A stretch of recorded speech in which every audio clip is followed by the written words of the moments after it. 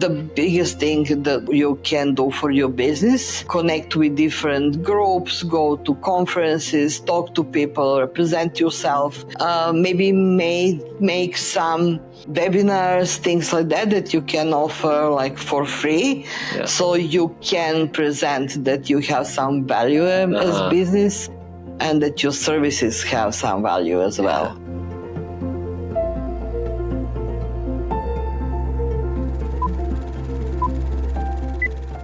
Hello and welcome to another episode of Ways to Wealth. Today I'm joined by Natasa. Natasa, why don't you give us a little bit of information about how you came to New Zealand, like literally 1 or 2 sentences, and what you're currently working on, your current business that you're working on. So I came to New Zealand 6 years ago, almost 6 years ago, with my daughter, and it was a long journey. But at the moment, like last year, we decided to open company, 2 of us, like we are together. both together. Oh, cool. So yeah, we are co-founder. Yeah. What we do is like 60% of bookkeeping services, but also a bit more like helping businesses to tidy up their administration, and we are also doing a bit health and safety documents as well, business plans. Okay. Yeah. Nice. So a bit of a broad range, but really focused on the administrational and organizational side of the business, where a lot of small businesses struggle, maybe. Yeah.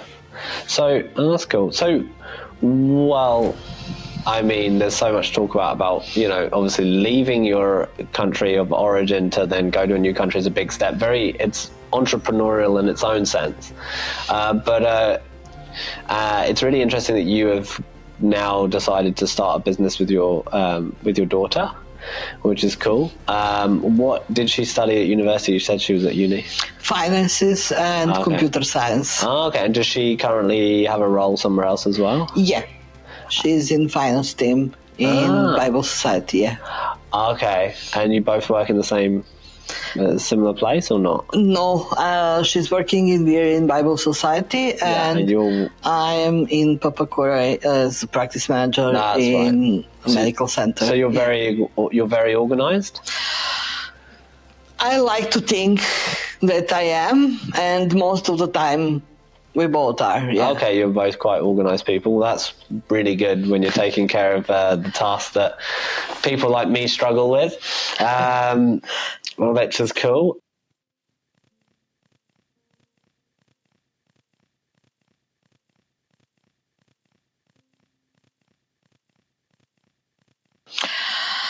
Well, the biggest motivation was my daughter, and to provide her more opportunities in life in general after she finished uni, and because that was the plan. Yeah, that was the biggest motivation of. Did you have a business before you moved here? I had my business for 20 years. Okay. Like accounting agency. Okay. But in Serbia, accounting is a bit like how can I explain that on English? Like, no one likes to pay accountants, but everyone needs it. Okay. So people don't like to pay for accountants in Serbia? No. But you had a business in Serbia for this? Yeah, for 20 years. Okay, that's cool. Okay, so were you always entrepreneurial? Yes. Yeah. What do you think what made that happen? Probably my dad. Okay. Because he was the owner of his own company. He was doing different things, but back in the time, that was quite innovative. Yeah. And new. But he was always looking for different new things to do. So yeah. Oh, nice. I think it comes from him. And then you make the big move away from all your connections, all your family. You have to start fresh. Yeah, completely. Okay. So it was really interesting. We just moved houses, and during our packaging, we found our 2 suitcases. The ones that you came with? The ones we came in here. And they were just full of Christmas things. Oh, yeah. It was like, I can't imagine now, looking back, how we managed to do that. But, yeah. Yeah. That's cool. The kind of standards different when it comes to accounting here versus Serbia in a big way, or is it just no, it's really similar. Yeah, I mean, of course, percentages of tax and some calculations are different, but the system is quite similar. That's cool. And what made you start this type of business with your daughter? What was the... Well, we were thinking about starting business together for quite some time. She's really responsible. She's young, but she's really responsible person, and she learns really quick. Mm-hmm. And she grew up looking at my business and around my business. So we decided to start our own company. Yeah. And to do exactly, I mean, that is something I knew the best. Yeah, right. And it makes sense. And it does align with her study as well. A bit, yeah. With this finance. But yeah, she is really skillful with systems and computers. You can automate a lot of stuff. Yes, so we combine it. Yeah. And yeah. Oh, that's cool. Yeah, nice. So, I mean, if you were to kind of get a sense of like you're both working full time elsewhere, and this is like a project that you want to build over time. Yeah. What would success look like in the next 5 years then for you guys? Because you basically spent 6 years establishing yourself here. Yeah. Now, in 6 years from now, it won't be just your lives established here, but your business could be. So what would that success The point is for me to like retire in 10 years and leave her the business, established business, or just stay as advisor or something like that. And for me, it presents peace. First, like you don't need to think about are you going to have money for rent, for groceries, for utilities, for things like that. And I also really enjoy the work. I really love that. I mean, it's maybe it's a bit strange for someone to say that loves bookkeeping and administration, but that is something I really love and enjoy. And it was always like that. So must have been a hard decision to leave that behind. As I said, since my daughter is my biggest motivation, it was hard to get here. So we like took 2 years to finally get visas and everything. And I also came on student visa. So did you? I studied for a year and a half. So you had to study in order to get here? Yeah, so I did my master's here. Okay. In what? Applied leadership. Okay. So that gave me a bit of perspective about New Zealand businesses and relationships and how it's. So it was good. Yeah. It was hard for me, to be honest. Yeah. But it was good. Yeah. I met really great people there and made really great connections. So. Yeah. What do you think the biggest difference between Serbia and here is in terms of business then? I think that here is a bit easier. I mean, it's never easy to start, but you have more opportunities and more stability, what is the most important thing. Okay. So in Serbia, you can wake up one morning and everything is changed. Right. Or everything can be cancelled, or so many different things can happen overnight. Yeah. And you can't predict how is your business is going to flow in the future. You can make just a short-term predictions. Here is a bit different. Yeah. You can make plans. Okay. You have some kind of stability. Yeah. And the laws are pretty clear. So for me, it's a bit easier. Nice. It's hard to make a broad network to get clients. That is the hardest part. Yeah. Because it's like you're a completely new person here. But after some time, it just flows by itself. And did you have staff when you arrived? We have one lady. We all work from home, so she works from home as well. Oh, at the moment? Yeah. No, but when you were in Serbia, how many staff did you? Oh, yeah, I had 7. Oh, okay. 7 of them, yeah. And did that business, did you wind that business up basically just before you came, or? Yes. Yeah, okay. Yeah. So I sold them, actually sold the business to my staff. Oh, so cool. all of them now have little agencies. Oh, okay. Yeah, right. Interesting. What was really important for me, for all them to have their own stability and not lose their jobs, because we spent 10, 15, 20 years together. Okay, so the team had been together a long time? Yeah, really, really long time. Oh, wow. You almost would have wanted to keep running it from here. No. No, can't probably do that from so far away. It's complicated. Yeah, okay, well, that's kind of cool that you guys had such a long track record together, Yeah, it is. It is really and then nice. now they've all ended up with their own stability. You've talked about stability a couple times. Yeah. Is that and you said, opportunities and stability.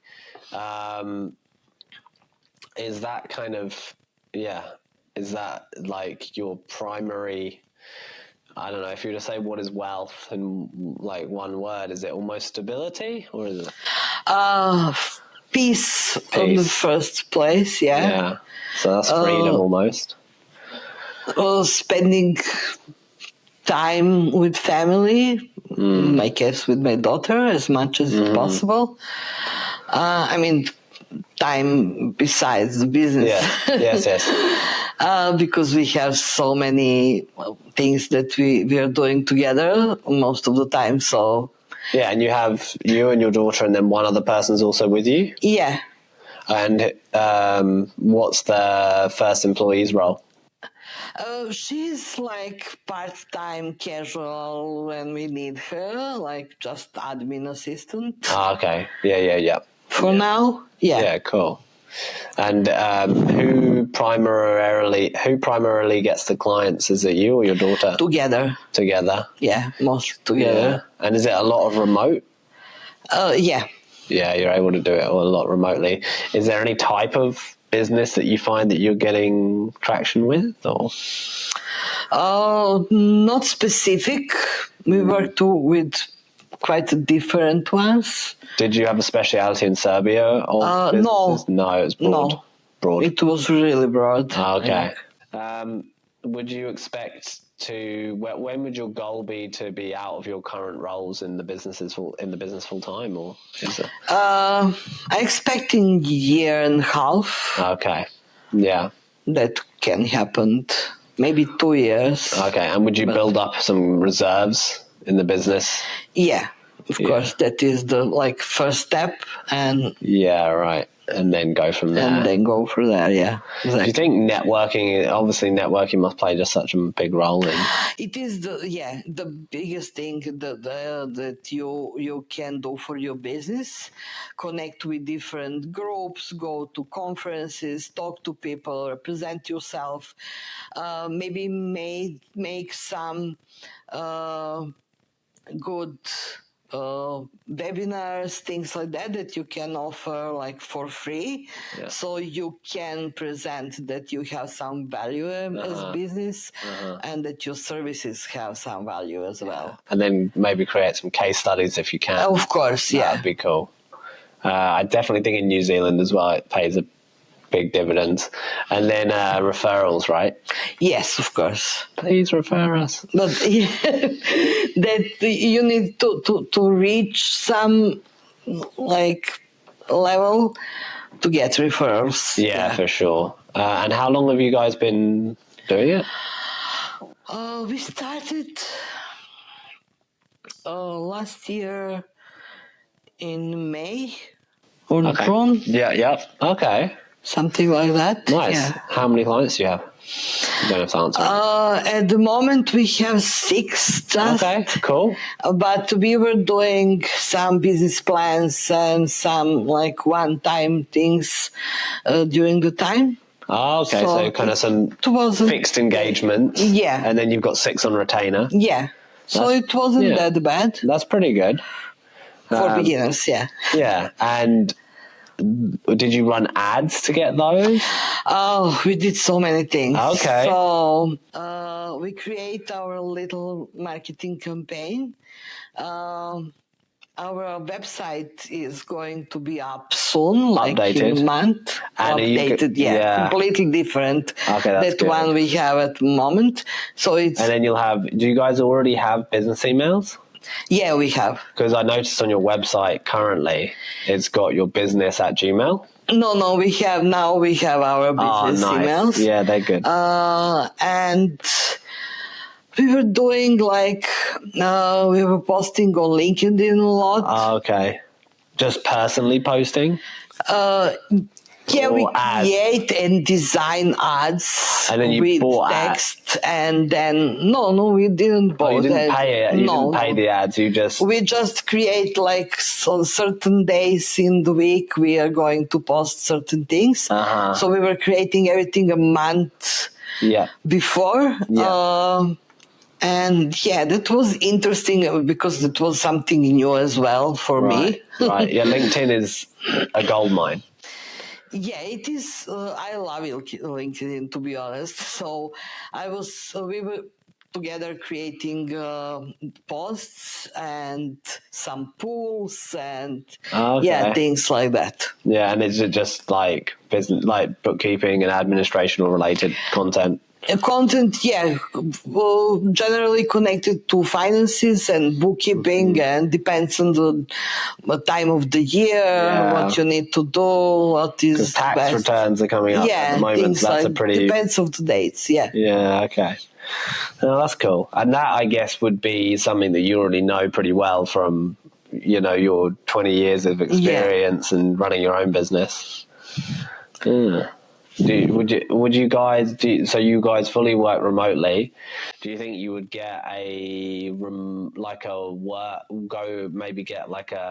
workspace desk so you can? Because one thing that's good for meeting clients when you're early, we sublease this place, so we don't have the full cost of this great office in this great building, but we get to bring our clients here, and it's worked really well for us. So sometimes subleasing can be really good for especially meeting clients.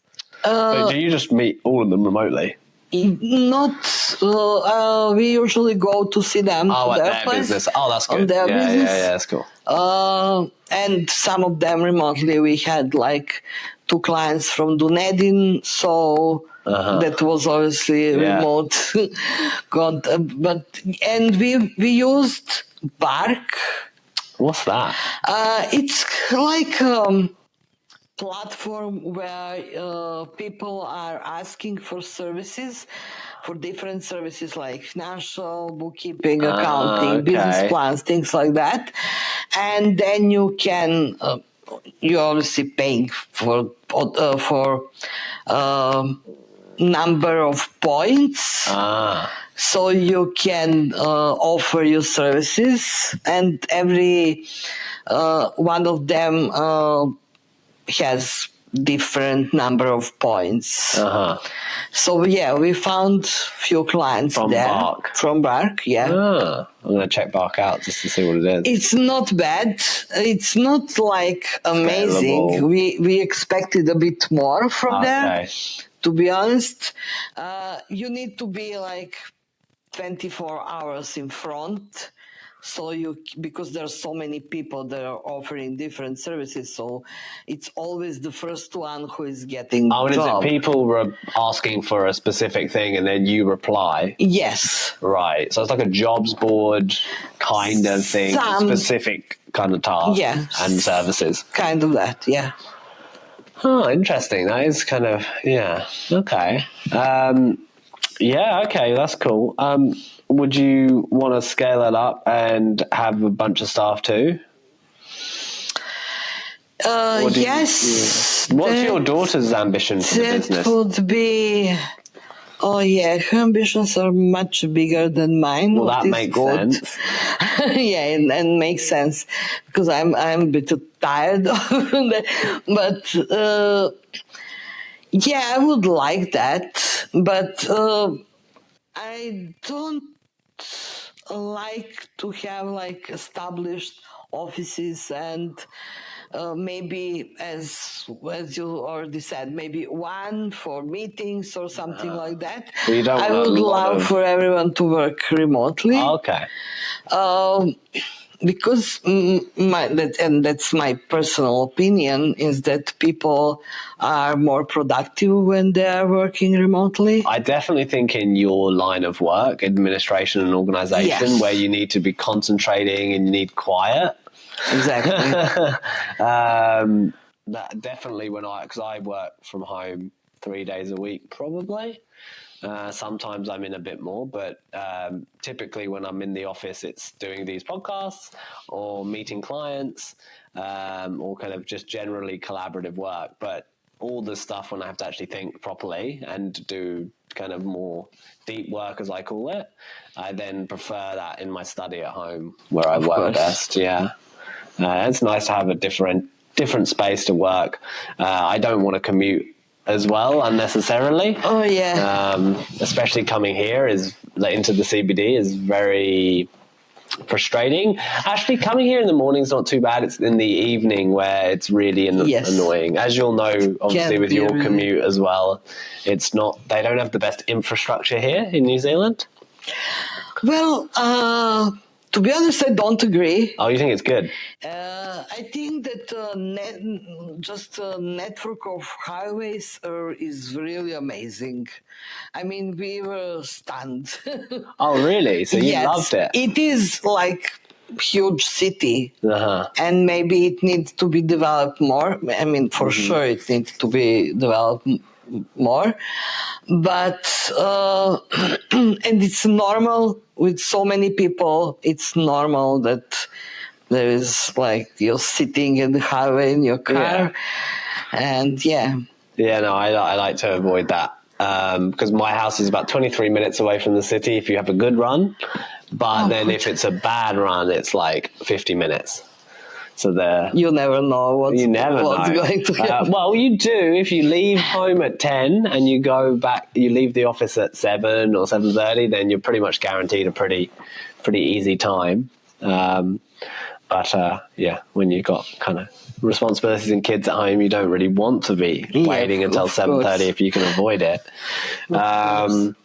So you know a lot about administration organization. I know that you know all the tricks, right? Or you know a lot. You've got a lot of experience. Obviously, you don't want people to solve these problems too much because you want to do it for them, and you don't want and business owners don't. Business owners especially, but small businesses especially if they don't have the resources to kind of have functions, admin functions and stuff, then it's a really great service. But, you know, where do you see the businesses, like, where could, you know, if you were to say, okay, well, you know, with my 20 years of experience, I've noticed that these are the things that often get missed or kind of fall over, and maybe it could be prevented? Oh, I will use example from my current workplace. Oh, perfect.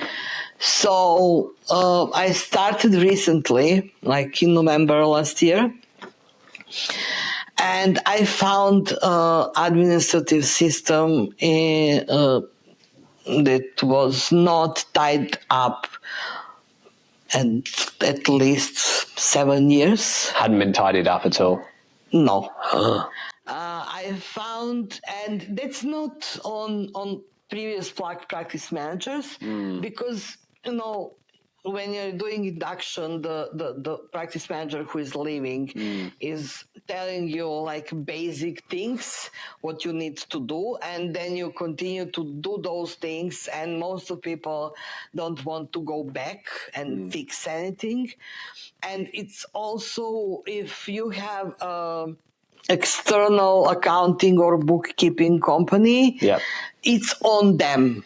Like problems, not finding bills in the system, that is on them. They need to see what is happening, and it's like my opinion. I would never take a client if I'm not checking everything and tell them what they need to fix or what I can fix.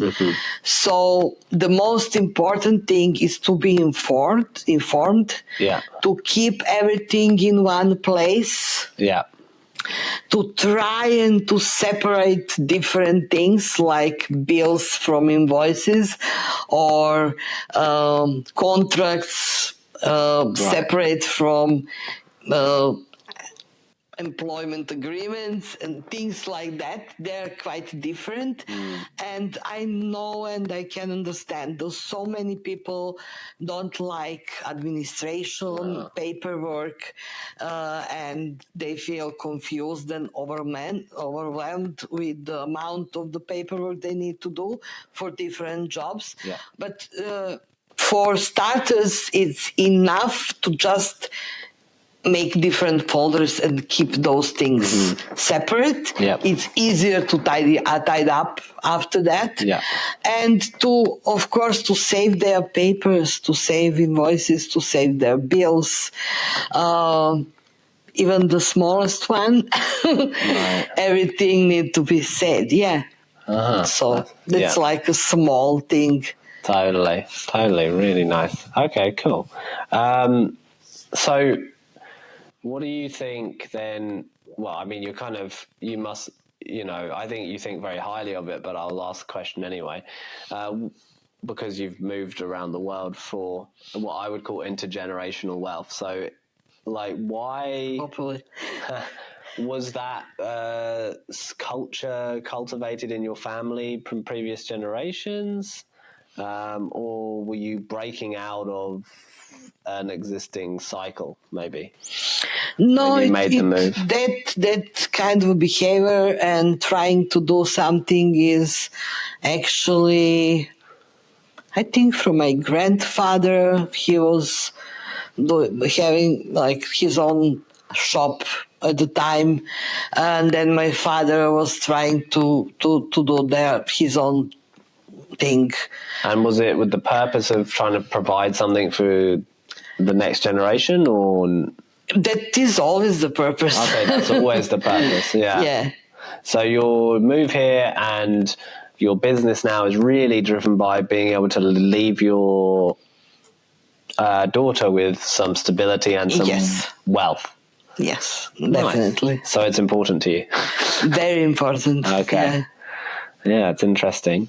But I think that from having that exposure as well to your business back home, or maybe this is home now, but in Serbia, and all those lessons that you would have learned in the difficulty of moving across, even just the practicality of actually getting on the plane or multiple planes and coming across here and then trying to rent a place and doing all these things. Very difficult. Yeah. Do you think she's learned a lot from the experience and grown a lot?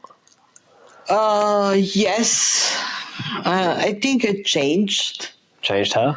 No, I changed myself. Oh, okay, it changed you, yeah. I mean, Kiwis are quite different. And the way I found at the beginning, I found it very difficult for me to be patient.